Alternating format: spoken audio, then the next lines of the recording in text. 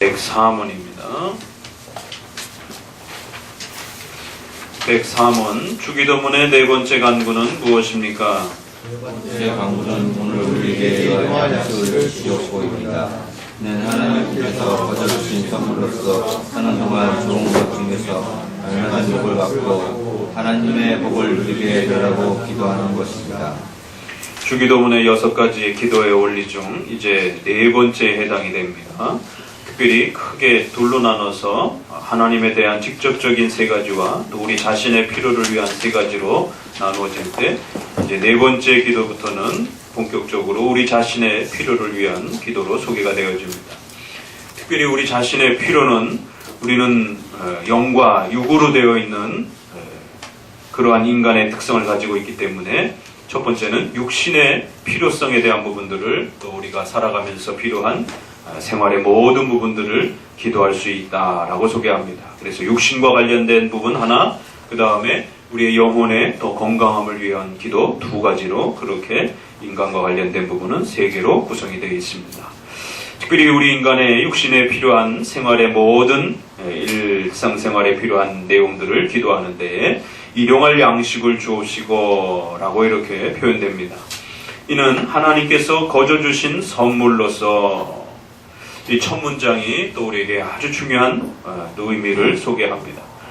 우리의 육신이 누리는 또 우리의 삶이 누리는 모든 이 땅에서의 또 혜택들은 그것은 하나님의 선물이다라고 하는 사실을 결코 잊어서는 안 된다라고 말합니다. 우리가 인간이 된 것도 또 하나님의 특별한 계획과 은총에 의해서 우리가 또 이렇게 사람이 된 것이고 또 사람이 되었을 때는 반드시 또 어려서부터 성장하고 자라가면서 죽기까지 수많은 또 생활에 필요한 여러 가지들이 따라붙습니다. 바로 그러한 모든 것들이 부모는 음식을 준비하고 마련해 줄 수는 있지만 그 음식이 그의 뱃속으로 들어가서 잘 소화돼서 또 뼈가 자라고 또 근육이 자라서 또 매일매일 아프지 않고 건강한 생활을 유지할 수 있게 또 그 모든 영양분들이 잘 골고루 그렇게 활동할 수 있는 이 모든 것은 부모가 해줄 수 있는 것이 또 아닌 것입니다. 또 여러분 스스로가 그것을 관여할 수 있는 문제도 아닙니다. 시편 139편에 있는 것처럼 우리를 지으심이 신묘막측하시다 라고 말씀하시는 것처럼 하나님께서 모든 것이 우리 안에 잘 영양분을 주어서 우리가 건강을 유지할 수 있도록 그렇게 또 베푸시는 은혜임을 명심해야 된다라고 말합니다. 결국 오늘 우리 시대의 인생관, 세계관에 있어서 가장 근본적인 인본주의와 신본주의를 구별하는 또 첫 번째 그 인생의 세계관은 바로 우리가 살아가는 이 모든 것을 선물로 생각하는 것인지 아니면 자기가 노력해서 자기가 얻은 것인지 자신의 정당한 노력으로 얻었다라고 생각하는 순간부터 결국 그것은 자기 것이다라고 하는 강한 집착에 또 빠져버리게 됩니다. 그러나 성경은 우리에게 이 모든 누릴 수 있는 이 모든 것이 선물이다라고 이렇게 표현하고 있음을 기억하셔야 됩니다. 그래서 그것을 주시는 분도 하나님이시요 또 때로는 우리 육신의 삶에 있어서 가난의 문제와 또 여러 가지 질병의 문제와 이런 모든 부분들이 때로는 우리의 죄와 또 악 때문에 오기도 하지만 또 그런 모든 것들을 또 허용하시고 또 허락하셔서 우리에게 있어서 누려야 될 또 이런 부분들을 제한하시고 또 가져가시는 분도 또 하나님이시다라고 하는 주시는 분도 여호와시요 또 가져가시는 분도 하나님이시 이러한 그 선물의 개념을 잘 기억하셔야 됩니다. 줄 때는 기뻐하고 또 그것을 빼앗아가면 불평하는 이러한 방식이 되어서는 안 되는 것입니다. 주실 때는 주시는 이유가 있는 것이고 또 가져가실 때는 또 가져가시는 또 이유가 있는 것입니다. 선물이라고 하는 것은 주는 것만 생각하시면 안 됩니다. 결국 오늘 한국교회가 기복주의에 물들어 있어서 번영신앙에 물들어 있어서 끊임없이 신으로부터 뭔가를 얻어내려고 하는 그래서 마치 더 많이 부귀와 영화를 누리는 것이 하나님의 직접적인 선물인 것처럼 이렇게 생각을 하는 세계관을 가지고 살아갑니다. 그러나 잠언이나 이러한 말씀에서도 있는 것처럼 가난도 하나님이 주신 선물이다 라고 이렇게 말합니다. 특별한 그러한 하나님의 뜻에 의해서 또 여러 가지 경제적 어려움과 질병에 또 아픔들을 겪을 때가 있다라고 말을 합니다. 나태하고 게을러서 가난해지는 것은 그것은 하나님 앞에 책망이지만 정당하게 노력함에도 불구하고 때로는 우리의 삶에 곰핍함이 찾아올 때는 또 거기에도 하나님의 선물이 있다라고 이렇게 말합니다. 이 선물의 개념에 대한 의미를 조정하셔야 됩니다. 그래서 선물 그러면 주는 것만 많이들 생각하는데 우리 장로교에 있어서는 섭리신앙을 의지하기 때문에 하나님 우리의 생활에 필요한 것들을 주실 때도 선물이고 또 때로는 우리를 성장시키고 훈련시키기 위하여 우리에게 필요한 일용할 양식들을 거두어 가시는 것도 그것도 또 하나님의 큰 은혜요 선물인 것이. 이처럼 선물의 개념이 섭리 안에서 좀 더 깊게 생각한다는 것이. 그래서 사는 동안 좋은 것 중에서 알맞은 몫을 받고, 이 두 번째 문장도 아주 조금 다르죠. 그래서 우리가 살아가는 모든 생애 동안에서 누리게 되는 수많은 필요한 양식들이 있는데 그 모든 것들을 가장 많이 누릴 수 있게 해달라고 기도하는 것이 아니라 일용할 양식이다. 하나님이 우리에게 조건을 달아놨습니다. 하나님이 우리 아버지시기 때문에 우리의 필요한 모든 육신에 필요한 우리 몸을 망가뜨린 거, 또 우리의 이웃을 해하고 이러한 악을 행하는 수단이 아닌 그러한 것을 제외하고는 얼마든지 하나님 앞에 모든 것을 하나님께 간구할 수 있습니다. 우리 선조들 중에 기도와 관련해서 그런 표현도 하기도 합니다. 하나님 앞에 요청할 수 없는 그러한 것들을 뭔가 행하게 될 때 두려워하고 조심해야 된다라고 말합니다. 뭔가 우리 마음속에 숨기면서 뭔가 하나님 앞에 하려고 할 때 그것이 하나님 앞에 정당하게 기도로서 내어놓지 못할 어떤 그런 내용이라면 절대 해서는 안 된다라고 말합니다. 인간의 약한 마음들은 양심의 꺼리낌이 있기 때문에 어떤 죄악된 어떤 그 수단들을 요구를 하게 될 때 하나님 앞에 쉽게 기도로서 내놓지 못합니다. 자기 스스로의 양심을 통해서도 적어도 분별이 된다는 것입니다. 그래서 하나님 앞에 모든 것을 간구하고 기도하되 반드시 죄악을 범할 수 있는 그러한 수단들에 대해서는 우리가 또 금해져 있는 것을 기억하셔야 됩니다. 그러니까 적어도 그 정도 하나님이 우리에게 일용할 양식의 모든 필요한 것들을 주시겠다고 약속하기 때문에 모든 것을 간구하라는 것입니다. 죄 짓는 것 빼놓고는 모든 것들을 간구하라는 것입니다. 그러나 그 엄청난 이 백지수표와 같은 이 약속은 무한정한 약속이 아니라 일용할 양식으로서의 그 충분성이라는 것을 기억하셔야 됩니다. 바로 기복주의가 바로 여기서 실패하는 것입니다. 성경의 수많은 구절 속에 하나님 앞에 구해라. 그러면 하나님이 너에게 충만히 주시겠다라고 하는 약속들이 많이 있습니다. 그러나 그것은 우리가 모든 신자가 삼성의 이건희 회장처럼 그렇게 세계의 10대 부자 안에 다 들어갈 수 있도록 해주겠다라고 하는 그러한 충만함의 약속이 아닌 것입니다. 각자의 삶에 자리가 있는 것이고 또 역할이 있는 것입니다.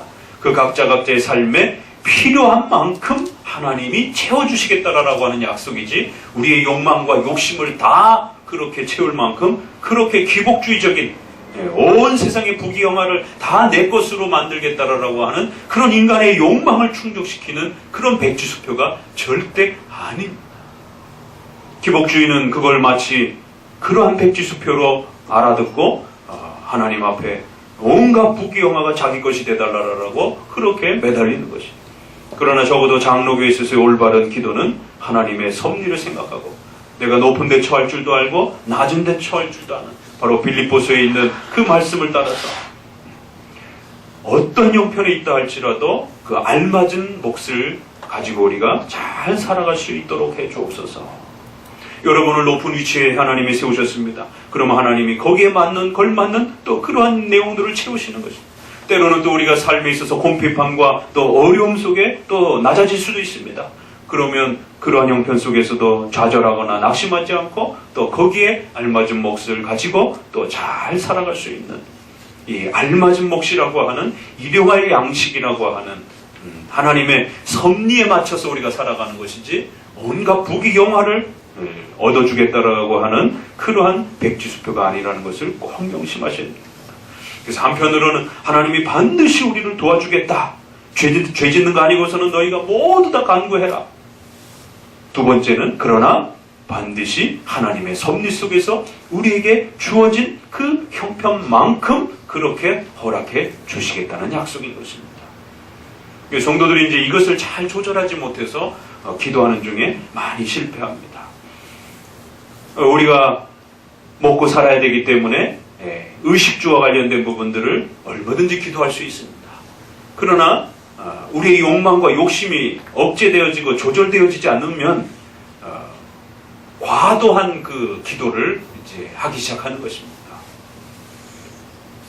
아팠을 때에 질병이 찾아오게 되면 인간은 본능적으로 치료를 위해서 기도할 수 있습니다. 그 틀린 것이 아닙니다. 그러나 기복주의는 치료만을 위해서 기도하는 것입니다. 그게 다른 겁니다.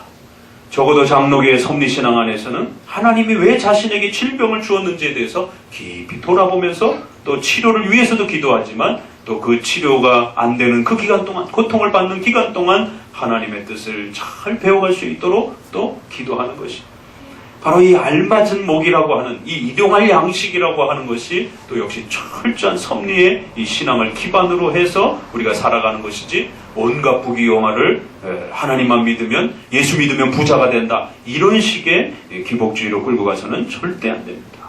오늘 한국교회 안에 이 4번째 간구만이라도 제대로 가르쳐졌다라면 한국교회가 이렇게 기복주의로 번영신앙으로 이렇게 망가지지 않았을 것입니다.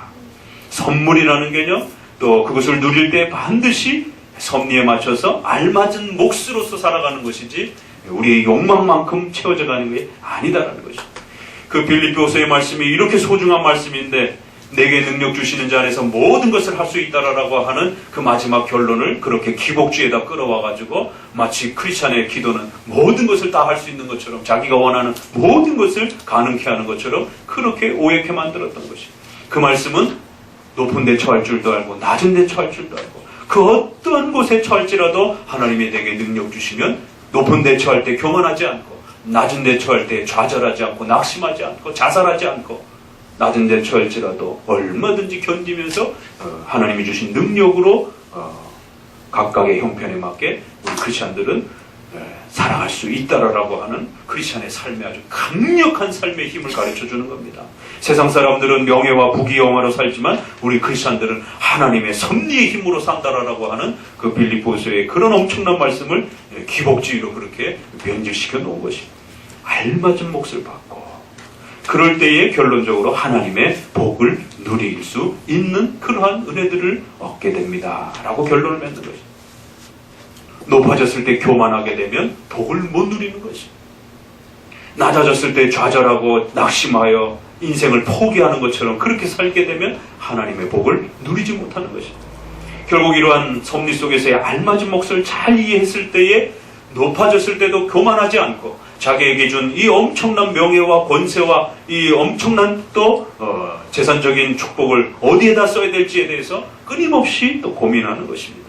그래서 바르게 썼을 때에 돈을 많이 모아놓은 것이 기쁨이 아니라 그러한 많은 것을 주신 것을 올바르게 교회와 국가와 사회와 이웃을 위해서 적당하고 바르게 썼을 때에 하나님이 주시는 어마어마한 복을 누리게 되는 것입니다.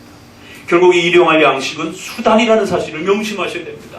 돈은 수단인 것이 여러분에게 돈을 그렇게 많이 주었다라면 그 돈을 가지고 잘 적당한 곳에 바르게 쓰여지게 쓰는 그 자리를 통해서 여러분은 그 다음 더 궁극적인 올바르게 돈을 썼을 때 하나님으로부터 오는 그 위대한 축복을 이제 제대로 맛보기 시작하는 것입니다. 여러분에게 남들보다 더 특별한 지식과 그러한 또 공부하는 재능이 있다라면 그걸 가지고 자신의 욕망을 펼치는 것이 아니라 어려운 사람들을 위하여 그 교육을 펼쳐가고 그걸 바르게 또 인류를 위하여 쓰게 될 때에 거기에 진정한 하나님의 은혜와 복을 경험하게 되는 것입니다. 그래서 이 알맞은 몫과 하나님의 복이라고 하는 것이 잘 또 결합이 되어야 되는 것이 단지 물질적인 이러한 것 수단들만을 가지고 더 많이 소유하고 있는 것이 복이 아니라 그것을 올바르게 누리고 사용하게 될 때에 하나님이 가르쳐 주시는 그 귀한 복들을 누리게 되는 것입니다. 그래서 세상 사람들은 잠언서에 과도하게 아끼고 움켜잡아도 가난하게 되어질 것이고, 또 흩어 구제하여도 얼마든지 하나님 앞에서 기뻐하고 또 복을 누릴 수 있다라고 하는 이 크리스찬의 이 경제 원리를 세상 사람들은 이해 못합니다. 어떻게 흩어 구제하여지는데도 더 복되고 더 은혜를 누리는가? 하나님이 주신 그 물질과 삶을 어떻게 사용하느냐에 따라 오히려 더 많이 가지고 있으면서도 불행해지고, 오히려 더 없는데도 더 큰 기쁨과 복을 누리는 이 역설적인 이 크리스찬의 놀라운 이런 삶의 법칙들을 또 네 번째 기도 제목들을 통해서 더 잘 배워가시기를 주의 말씀 권면드립니다. 기도합니다.